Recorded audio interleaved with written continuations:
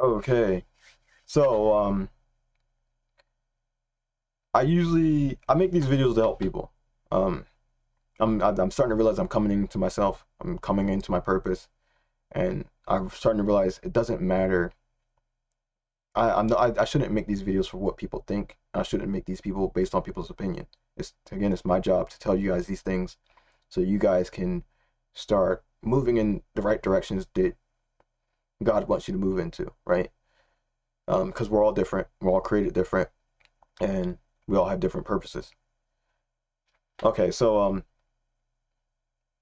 one of my favorite books in the Bible is the book of Ecclesiastes. And the reason why that's one of my favorite books, even though it's probably one of the most depressing books, is because I think it really hits home with reality.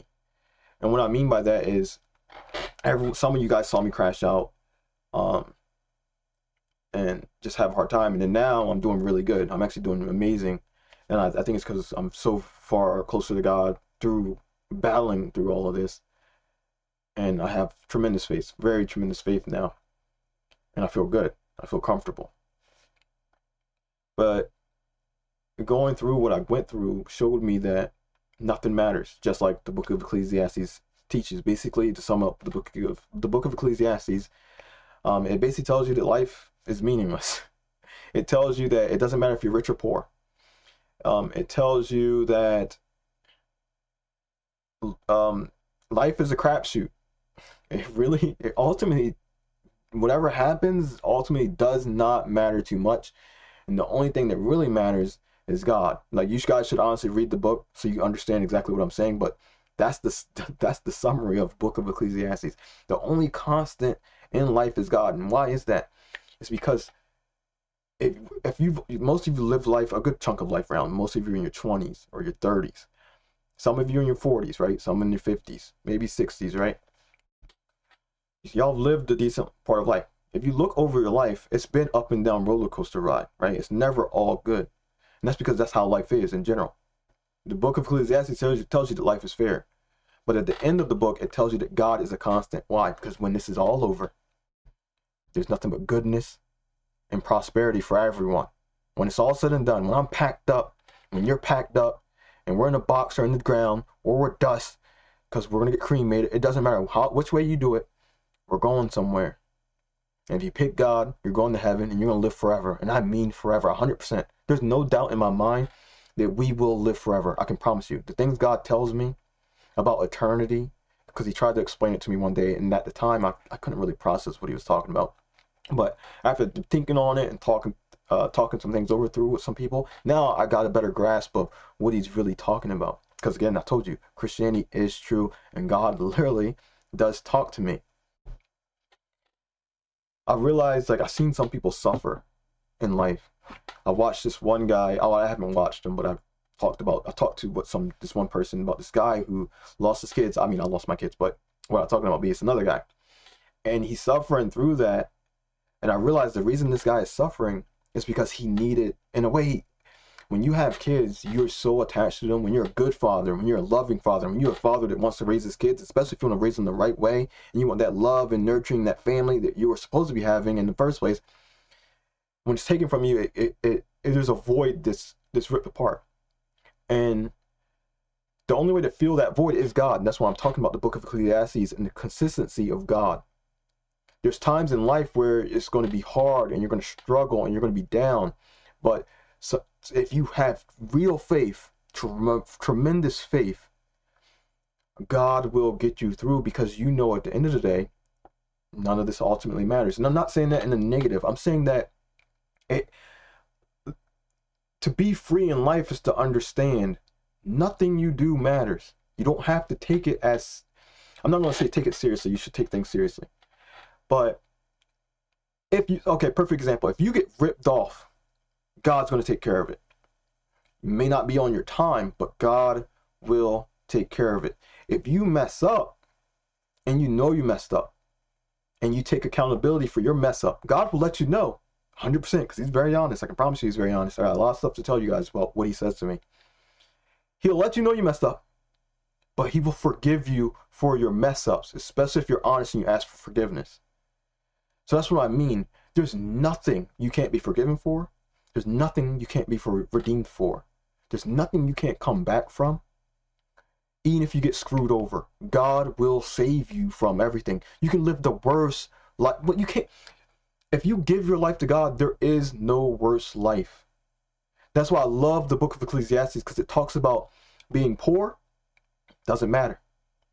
Being rich, doesn't matter. Some of you guys fight tooth and nail. Y'all are crap on people to be rich. Some of you guys will stay in poverty for the rest of your lives and be miserable for it, because you've chosen to give up on yourself because of whatever's happened to you, not knowing that God will take care of it. God will handle everything. This isn't some spiritual speech talk. This ain't religious talk. This is personal experience. Like, the one reason I think God picked me is because I'm going to experience things and I'm going to be honest. God told me I'm going to be a pastor. Why? And because there's something about me that's special. Not special that I'm better than someone, but this job was picked for me. And there's times when I told God, I don't want to be a pastor. I don't want to be no pastor. But when I started realizing this is what I'm good at, this is my calling, I started telling him, I don't want to be a pastor like those other guys. I don't want to be like any of those guys. I want to be me. I want to be me. I want to be 100% authentically me, because I feel like I can reach the most people, because they're going to know I'm me. They're going to know I'm real. They're going to know I'm the right guy for the jobs. If I'm telling you something, it's true. It's not cap. I'm not lying. I don't gain anything. Look at my bed. This is my room. If I start a church, it's outside. If I start anything, it's going to be different, because I don't follow traditions. I follow God. I don't need a man to tell me nothing. I need God to tell me everything.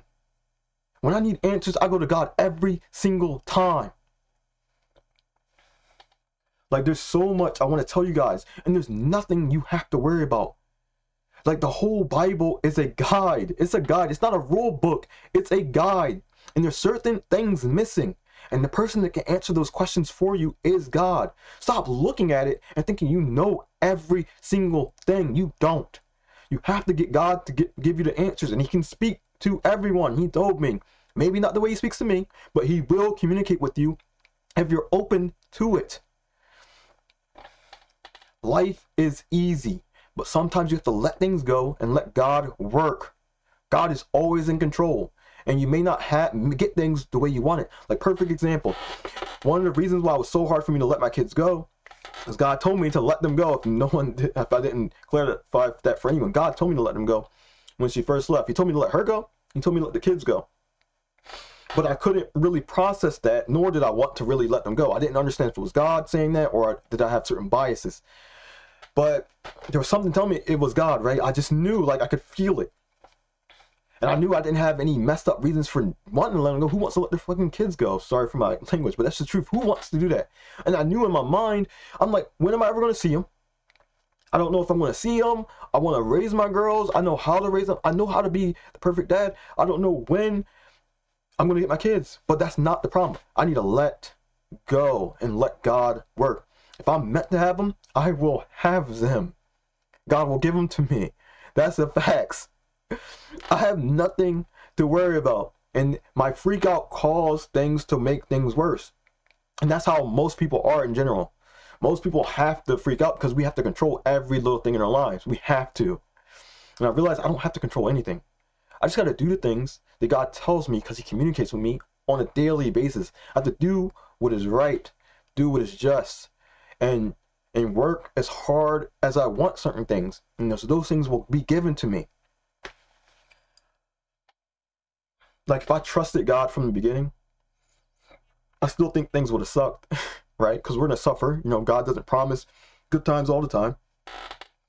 But sometimes you got to suffer for a duration in this time. And that's okay. You just got to find the light during that suffering. One thing that helps me, reading the Bible. Even though I say the Bible's not perfect, I don't say that to diminish the Bible. I say that because it's the truth. I read the Bible, and when I read the Bible, I feel like I'm being restored. You know, Jesus talks about bread and the bread of life, and if you're hungry, you know, You got to take the word. You got to eat. You know what I mean? Jesus is the bread of life, right? You have to absorb his words, you know, his teachings. I do that and I actually feel fulfilled when I read the word of God. It's facts. I can read a Bible verse off of anything. It could be on Facebook, YouTube. If I read it, it's like something's coming into me almost every time. And I told this one guy, I was like, it's like the Bible, it's like it sings when I read the Bible. It's like it's singing to me. Like, life is as bad as you make it. Some of you people need to let certain things go. Perfect example of this is there's a rich man that God told. He was like, how can I be perfect, basically? How can I make it to heaven? And Jesus was like, and he was a rich man. Jesus was like, sell all your possessions and follow me. And the guy walked away from Jesus, right? He walked away. Why? Because he was so attached to his possessions, he couldn't follow Jesus. And the reason why Jesus told him to follow him is because he realized that that guy's possessions, all his riches, was setting him back. Those riches that he was holding on to dear life was spiritually hurting him. So he had to let them go. But he wasn't planning, that guy wasn't planning to let them go for no period of time. So he chose to abandon Jesus. So now he's going to be spiritually broken or weak or dead or whatever the case may be, and possibly going to hell, depending on maybe when it hopefully turns a new leaf. Life, Christianity is true. How you perceive things may be hurting you. You have to look at, like, perfect example with me. I didn't believe any of this crap. I didn't believe any of this. I humbled myself and started opening up doors. And then through opening up those doors and then committing more mistakes, God opened up to me. Stop thinking you know everything. Stop looking at people like they're crazy. We are different. We're created different. Created special. I'm never going to be a baker. I mean, not saying I can't bake some cakes, right? But I'll never be a baker because that's not how I was created. I'll never be a scientist. I'll never be certain things because I'm different than other people. Certain people are going to be bakers. Certain people are going to cook. Certain people are going to make music. Certain people are going to do this and this and that. And that's okay. That's them. God is real and he works with us uniquely. Stop belittling people. Stop looking down on people. Stop looking at them like they're crazy because you don't know anything. You don't know nothing. I can promise you. Y'all, most of y'all don't know a lick of nothing. Read the book of Ecclesiastes. It tells you straight up. The Bible is true. The book tells you straight up. Like, why would it add that book in there? It's the most depressing book ever. It literally says, life is a crapshoot. Ain't nothing. It don't matter. It don't matter if you're rich or poor. It don't matter. None of it matters. God is the only thing that matters. God is, it's like, y'all don't understand how good God is. Y'all minds are so, that y'all call Christians so narrow-minded. Y'all crap on people and this and that, talking about, oh, I'm open-minded because I allow everything. You're narrow-minded and you don't even realize it. You don't even know how blind you truly are. It, like, doing this, being Christian, like when I first started doing it, you know how messed up my head was? Like, because I truly wanted to understand it. I remember the first year I was talking to my girl, I was like, yo, this is insanity. That's how hard I was trying to wrap my mind around Christianity. I wanted to try to see if this was true so bad. My mind was starting to hurt because it didn't make sense. I couldn't make sense of it the first year. Why? Because, well, I'm not smart enough to understand it. But with my faith, God was helping me all through the years, right? Because it's probably 6 years now. God's been helping me. God's been feeding me. And I took it seriously. I didn't let some church hinder me. I didn't let no pastor stop me. I didn't let a priest stop me. I didn't let the Pope stop me. I didn't let nobody stop me. I sat in my room, my basement, outside. I didn't care where I was. And I ate. And I kept eating. And I stayed with God. Even when it got hard, even when I wanted to kill myself, I stayed with God. Even when I lost my kids, I stayed with God. Even when I ain't got nobody and they're crapping on me, I stayed with God. I stayed with God the whole entire time. And now I'm winning. I didn't stop. I kept going even when it was hard. And I'll never stop. I'll never stop. And I'll keep doing these videos. I'll keep talking about God because I want as many people saved as possible. I would question. I'm like, how am I going to save anybody? I would be like, how am I going to get these people to understand? I don't understand how I'm going to get these people to understand. I knew how hard it was for me when I first started trying to get the people to understand that God's real and this is true. I could barely grasp it. How are these people going to grasp it? These people are so different. I would tell them, I would tell God, I cannot do this.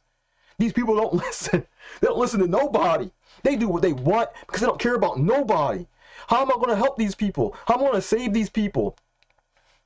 And it's not my job to save nobody. It's my job to just do my job. And this is my job to tell y'all it's true. Christianity is true. God is real. Just because you read a book doesn't mean you're going to understand everything in it. You can read a verse, not understand everything, the whole verse. You might not even understand the verse. And then you got to understand too, it's translated over time and time and time again. Some of it's messed up, and that's a fact, and that's true because God told me. So now, do you throw the whole Bible out? No, you read it, and then you have faith in God to help you figure it all out. He's going to communicate with you if you have faith, and you keep going, you keep going. Hell's real, heaven's real, it's all real. It's not a game. Life ain't a game. Stop thinking only about yourself. We eat, everyone eats on this planet when we give up our lives to God. Why? Because he can save everyone. He helps everyone. The reason y'all eat in the first place is because he gave it to us. The reason y'all have kids in the first place is because he gave them to you. The reason you have a job in the first place is because he gave it to you. The reason you even draw breath is because he gave it to you. The fact that you even exist is because God gave it to you. God is real. If you have questions, drop them in the comment section below. If you really have genuine questions, if you're really curious, ask me a question. Not some lame question like, oh, what's my middle name if God is... He's not going to tell me. If I ask him, he can like, he's not going to tell me nothing. Because you can't tempt God. You can't play with God. You have to actually go seek him out. It's not some genie. I don't go ask God random questions all the time. I'm scared to ask him questions sometimes because he's God. I don't treat him like he's my magic rule book. I don't walk up to bro and be like, yo, what's good?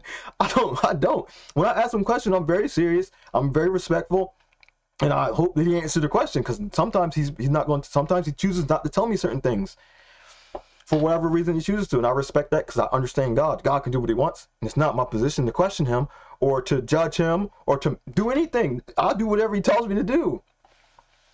If you have genuine questions and you want genuine answers, ask me.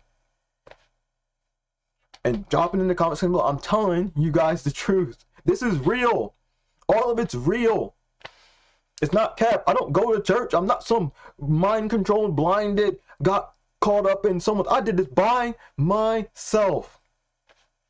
Nobody helped me. People barely helped me. I did it by myself. And I found it, bro. I found it. God is real. It doesn't matter what happens to me. I'm going to heaven. It does not matter. The devil tried to stop me. When he took my kids, and then he tried to come for me after it, he told me to kill myself. Why? Because he didn't want me to say anything. He didn't want me to say anything. He wanted me to die. He didn't want me to fulfill my purpose. He didn't want me to help people. God literally told me our times now, our generation, this time, 2020, was it 2025? He told me this is just as bad as the time of Noah. Everything's just as bad. Why do you think the Bible says majority of us is going to hell? Y'all think shit's sweet? Sorry for my cursing again. Sorry. God's still cleaning me up. Most of us going to hell. Why? Because y'all are worse than you think. Y'all think freedom is so good. Oh, I'm so free to do whatever I want. God told me this in December 2024. He said, with freedom comes consequences. Just because you're free doesn't mean you're free from consequences. What you do will affect where you're going in the afterlife. How you feel, how you are in your heart will affect where you're going. And you're going to ask for it when you meet God. You're going to ask for it. You're going to ask to go to hell. You're going to be asked to be punished because you're going to see everything. You're going to see who you really are. You can't front in front of God. You can front in front of us because we see the physical. You can act like a good person. You can act like you love people.